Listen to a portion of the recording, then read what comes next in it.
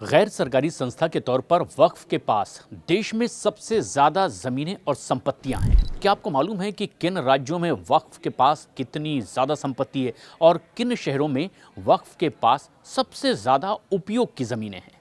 तो सबसे पहले बात करते हैं कि सबसे ज्यादा वक्फ संपत्ति वाला शहर कौन सा है, और वो शहर है हैदराबाद, जहां पर वक्फ की संपत्ति सैकड़ों में नहीं बल्कि हजारों में।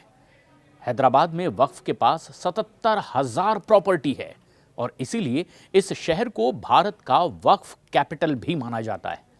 हैदराबाद अकेले देश की 30% वक्फ संपत्तियों का घर माना जाता है।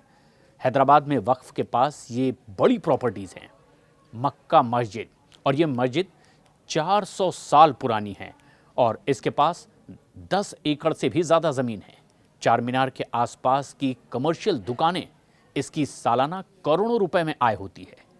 दक्कन क्षेत्र की निज़ामों के द्वारा दान की गई हजारों एकड़ ज़मीन। इसी तरह तेलंगाना सबसे अमीर वक्फ बोर्ड है।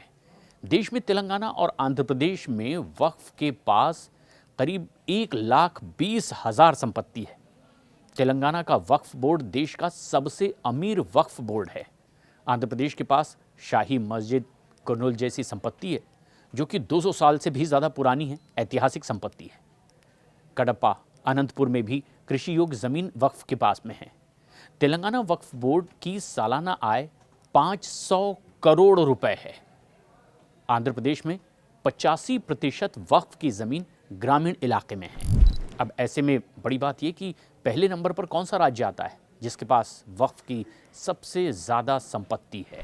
पहले नंबर पर आता है उत्तर प्रदेश, जहां उसके पास 1.5 लाख वक्फ संपत्ति है। लेकिन संपत्ति के कुल कीमत के लिहाज से इसे देखें तो ये देश में दूसरे नंबर पर आता है। लखनऊ में बड़ा इमामबाड़ा और मस्जिदों की ज़मीन उसके पास है। कानपुर, मेरठ, मुरादाबाद में औद्योगिक भूमि है। धार्मिक स्थल उसके पास मौजूद है। उधर कर्नाटक में स्थित बेंगलुरु, गुलबर्गा, बीदर में 30,000 से ज़्यादा वक्फ की प्रॉपर्टी है। 2023 की रिपोर्ट के मुताबिक बेंगलुरु की 90% वक्फ ज़मीन पर अवैध कब्जा है। पश्चिम बंगाल में कोलकाता, मुर्शिदाबाद में ऐतिहासिक मस्जिदें और मकबरे हैं। हुगली नदी के किनारे वाणिज्यिक भूमि, यानी कि देश के 5 राज्यों में वक्फ के पास सबसे ज़्यादा संपत्ति है और ये राज्य उत्तर प्रदेश, तेलंगाना, आंध्र प्रदेश, कर्नाटक और पश्चिम बंगाल है।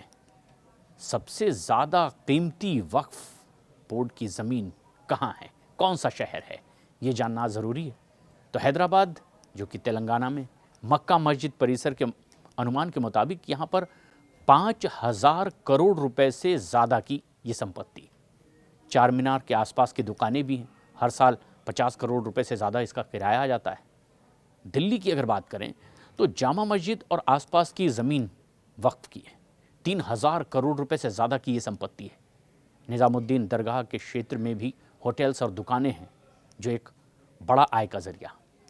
राजस्थान की बात करें तो राजस्थान का अजमेर शरीफ दरगाह सालाना चढ़ावा ही 100 करोड़ रुपए से ऊपर का यहाँ आता है।